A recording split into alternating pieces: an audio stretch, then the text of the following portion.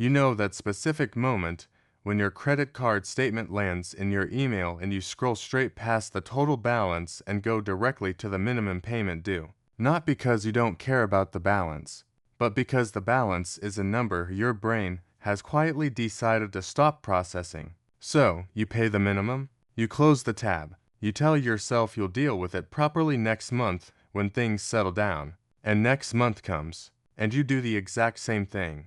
Meanwhile, the balance isn't sitting still, it's growing. Every single day interest is being added to a number you've trained yourself not to look at. And somewhere in the back of your mind, there's a version of this debt that you remember from when it started. Maybe it was 8,000, maybe it was 12, and now it's something else entirely and you're genuinely not sure when that happened or how. This video is about what debt actually does to your life at every level. Not just your bank account, your decisions, your career, your relationships, your mental bandwidth, your ability to build anything for yourself.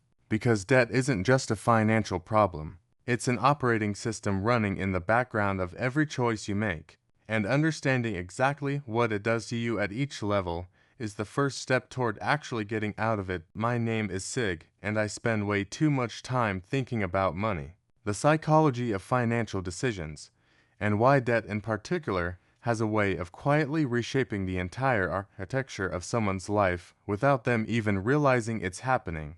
If you want real conversations about money that don't sugarcoat what's actually going on for most Americans right now, subscribe to this channel and give this video a thumbs up if it ends up helping you see your situation more clearly than you did before you clicked. Now let's walk through this honestly, level by level, dollar by dollar, what debt actually feels like and what it actually costs you at every stage.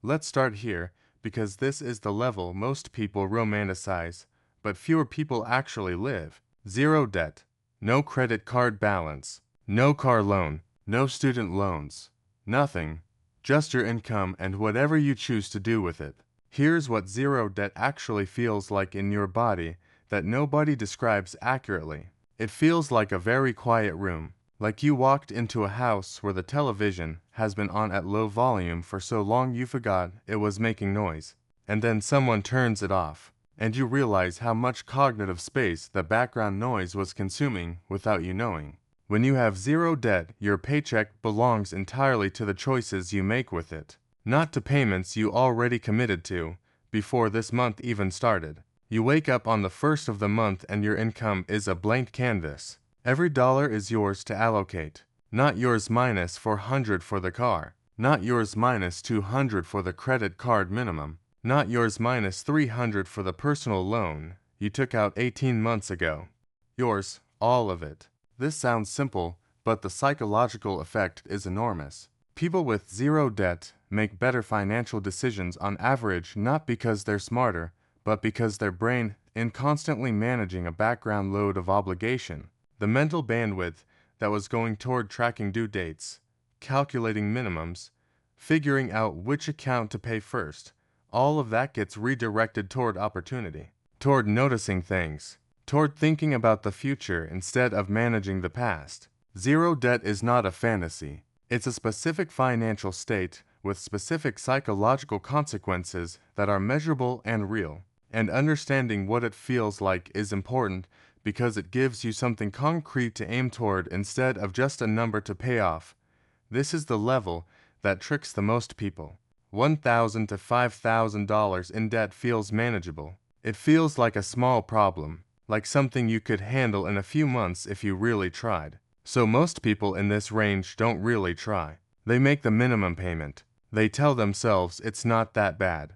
They're right that it's not catastrophic. They're wrong that it's not costing them anything significant. Here's what this level of debt is actually doing to you that you probably haven't calculated. If you have $4,000 on a credit card at 22% interest and you're making minimum payments of about $80 a month, you will be paying that card for 6 years. You will pay over $4,000 in interest alone on top of the original $4,000 you borrowed. You didn't borrow $8,000, but you'll pay $8,000. And here's the thing that makes this level particularly dangerous. Because it feels manageable, people in this range tend to add to it rather than eliminate it. a car repair here, a flight home for the holidays there, a few months of putting groceries on the car during a tight stretch, and before they've consciously decided anything they've drifted from 4,000 to 9,000 without a single dramatic moment that felt like a turning point. This is where the weight becomes physically noticeable. $5,000 to $15,000 in debt stops being an abstract number and starts showing up in your daily decisions in ways you can feel. You want to go to your friend's birthday dinner, but it's at a restaurant where the bill is going to be $60 or $70 and you've been putting everything on a card that's already at $11,000. So, you come up with an excuse, a convincing one. You're tired, you have an early morning, and your friend believes you because it sounds normal. But you know the real reason, and that knowledge accumulates over time into something heavier than the dinner you skipped. You start declining things not because you can't technically afford them, but because adding anything to a card that already feels out of control triggers a specific kind of anxiety that's hard to explain to someone who hasn't felt it. At this level, debt starts affecting your relationships in ways that are slow and subtle. You're less present at dinner because you're running numbers in your head. You get irritable about small spending decisions with a partner because every dollar spent feels like a dollar not going toward the balance. You feel quietly embarrassed at social moments where money comes up. Not broke embarrassed, something harder to name, like you're living a version of your life that doesn't match the version you present to people. Meanwhile, the interest compounds. At $12,000 on a credit card at 22%, you are paying $2,640 per year just in interest. That's $220 every single month going directly to a bank for the privilege of owing them money. Not reducing the balance, just keeping the bank comfortable while your situation stays exactly the same.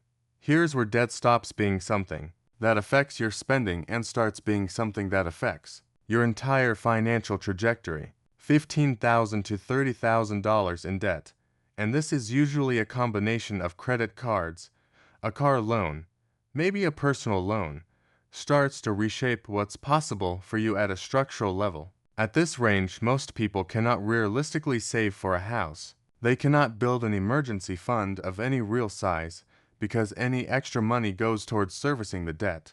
They cannot invest consistently because the interest rate on what that they owe is higher than any return they could reasonably expect from investing. So they make the minimum payments. They watch their peers talk about their 401k balances growing. They wonder why wealth building feels theoretical and distant for them specifically when it seems accessible to everyone around them.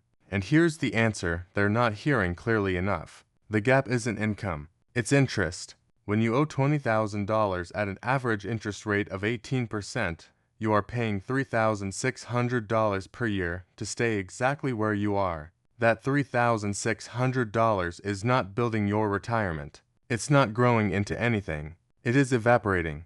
And the person across the office making the same salary as you, who doesn't carry that debt, is putting $3,600 a year into accounts that compound. In 10 years at 8%, that $3,600 annually becomes $52,000. That's the real cost of carrying $20,000 in debt at 18%, not the interest payments, the opportunity cost of what that money could have become. Let me introduce you to Jason. Jason is 29 years old. He makes $58,000 a year. He has $22,000 in debt spread across two credit cards and a car loan. He has $400 in savings. Every month Jason makes his minimum payments, covers his rent, buys groceries, pays his utilities, and has maybe $150 left over that never seems to make it to the next month. Jason is not irresponsible. Jason works hard. Jason has been telling himself for 2 years that he'll get serious about the debt next month when things settle down. But here's what Jason's life actually looks like at 29 that he hasn't fully articulated to himself. Jason cannot leave his job, not because he loves it, because his payment obligations require his current income and any disruption is genuinely dangerous. His boss is difficult and the work environment has gotten worse over the last year, but quitting without something lined up is not an option Jason can afford to consider. So he stays. He says yes to things he doesn't want to do. He doesn't push back on unreasonable demands. He accepts conditions that someone with a financial cushion would never accept. His debt has made him a captive in his own career, and that captivity costs him in ways that don't show up on a balance sheet, but are absolutely real. The raise he didn't ask for, the better role he didn't pursue, the job interview he didn't go on because missing a day of work felt too risky. Debt doesn't just cost you money, it costs you leverage. And leverage is what every meaningful financial and professional advancement in your life requires. $30,000 to $50,000 in debt is where the psychological experience shifts again in a very specific way. Below $30,000, most people still have a mental model where paying it off is something they could do within a few years if they really committed to it. At $30,000 to $50,000, that mental model breaks down. The timeline becomes long enough that people stop being able to hold it clearly in their heads. And when the finish line is too far away to visualize, something dangerous happens. People stop running toward it. They settle into a kind of debt maintenance mode where the goal is no longer elimination. The goal is management. They track their minimum payments. They make sure nothing goes to collections. They reorganize what they owe without actually reducing it. And the debt becomes a permanent feature of their financial life rather than a temporary problem they're solving. The interest at this level is genuinely punishing. $40,000 at an average rate of 19% generates $7,600 in interest per year. That is $633 every single month, leaving your account and producing nothing. No asset, no growth, no return. It is money that disappears. And yet the minimum payment structure of most consumer debt is designed to make this feel normal. To make you feel like you're handling it because the payment cleared and nobody called you. The system is not designed to get you out. It's designed to keep you in comfortably enough that you don't panic and strategically enough that you keep paying. Here's something that a team of researchers at Princeton documented that I think is one of the most important findings in financial psychology in the last 20 years. Financial stress caused by debt and scarcity costs you approximately 13 IQ points in effective cognitive function while you're experiencing it. 13 points. That is a measurable, documented reduction in your ability to think clearly, plan ahead, solve problems, and make good decisions. The system that created your debt didn't just take your money. It took a portion of your cognitive capacity along with it. Every financial decision you make while carrying significant debt is being made by a brain that is operating below its actual capability because part of its processing power is permanently allocated to managing the stress and logistics of what you owe. This is not a character flaw. This is neuroscience, and understanding it matters because it explains why debt is so self-reinforcing. The debt creates stress. The stress impairs judgment. The impaired judgment leads to decisions that make the debt worse or prevent it from getting better, which creates more stress.